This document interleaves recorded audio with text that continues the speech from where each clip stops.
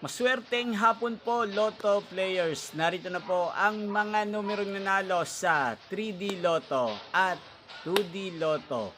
5 p.m. result, June 19, 2026, 5 p.m. Kaya't ihanda nyo na po ang inyong mga ticket. Narito na po ang resulta.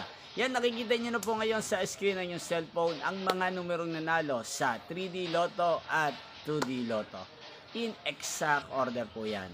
Sa lahat po ng mga nakataya ng mga numerong yan kanina, congrats po sa inyo.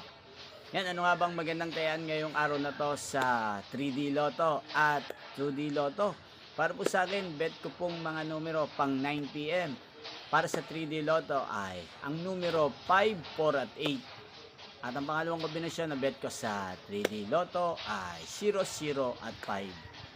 Para naman po sa 2D Lotto, ang bet kong mga numero ay numero 5 at numero Gs. At ang pangalawang kombinasyon na bet ko sa 2D Lotto ay numero 23 at numero 5.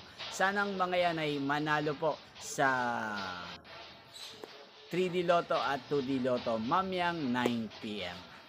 Yan, inyo pong napanood ang resulta ng 3D Lotto at 2D Lotto sa channel na to, Roderick Hernandez TV. Magkita-kita pong muli tayo mamayang 9 p.m. para sa 9 p.m. result ng 3D Lotto at 2D Lotto. Thank you for watching.